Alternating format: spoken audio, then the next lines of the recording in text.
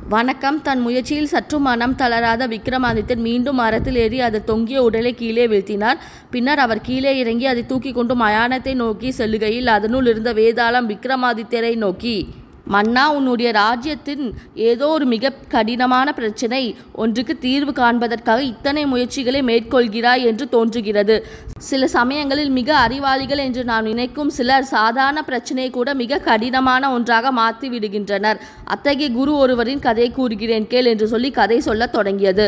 அவந்திபுரத்தை ஆண்டு வந்த சூரசேனருக்கு வஜ்ரசேனன், விக்ரமசேனன் என்று இரு புதல்வர்கள் இருந்தனர்.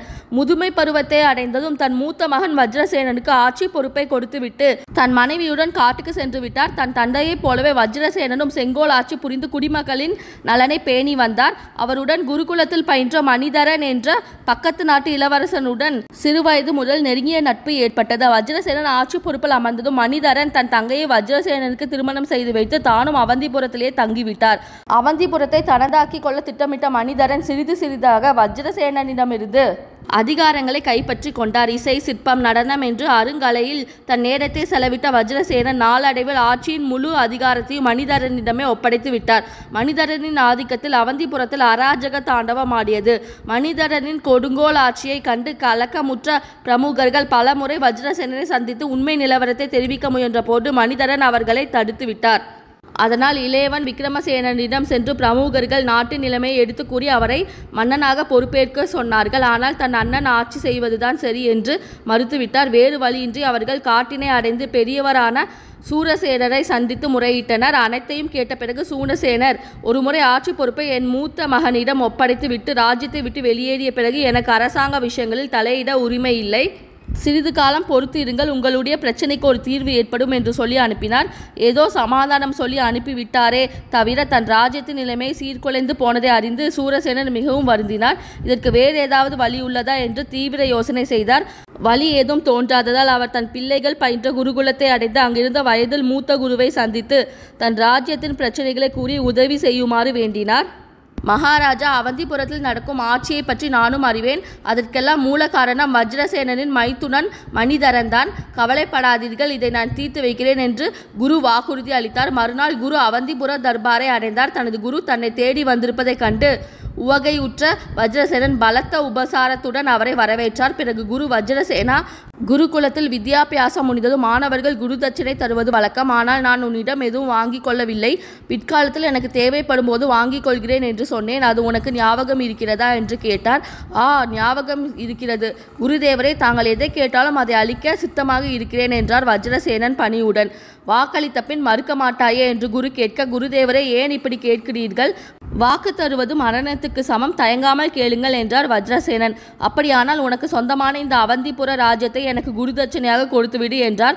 ஒரு கணம் திடுக்கிட்டாலும் விரைவிலேயே சமாளித்து கொண்ட வஜ்ரசேனன், கொடுத்த வாக்கிலிருந்து தவறமாட்டேன், எனது இந்த ராஜ்யம் என்று சொல்லி முடிப்பதற்குள் மணிதரன் ஆத்திரத்துடன் அவசரமாக குறுக்கிட்டு, அவசரப்பட்டு ராஜ்யத்தை தானம் செய்யாதே வஜ்ரசேனா, அவருக்கு பொன், பொருள், நிலம் என்று எது வேண்டுமானாலும் கொடு என்று தடுக்க முயன்றார். அதற்கு வஜ்ரசேனன் ஒருமுறை வாக்களித்த பிறகு அதிலிருந்து தவறுவது மிகப்பெரிய குற்றம் என்றவர் குருவை நோக்கி, குருதேவரே, தாங்கள் விரும்பியபடி என்னுடைய ராஜ்யத்தை தங்களுக்கு குருதட்சணையாக அளிக்கிறேன் என்று கூறிவிட்டு தனது கிரீடத்தை கீழே வைத்துவிட்டு சிம்மாசனத்தை விட்டு இறங்கிவிட்டார்.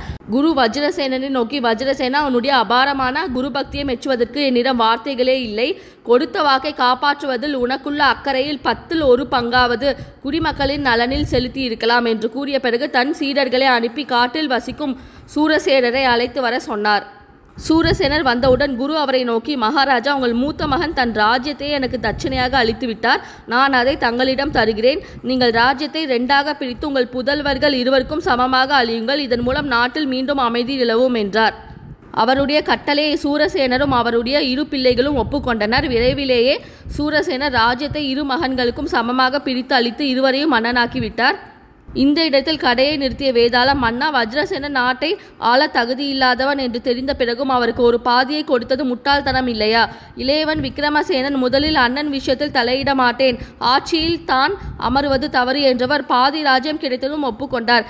அது சூரசேனரும் தான் நிர்வாகத்தில் தலையிட மாட்டேன் என்று கூறியவர் பிறகு குருவின் மூலமாக நிர்வாகத்தில் தலையிட்டு ராஜ்யத்தில் சரி பாதியாக பிரித்து இருவருக்கும் அளித்தது எந்த விதத்தில் நியாயம்? எனது இந்த சந்தேகத்துக்கு பதில் தெரிந்தும் நீ மௌனமாக இருந்தால் உன் தலை வெடித்து சுக்கு நூறாகும் என்றது.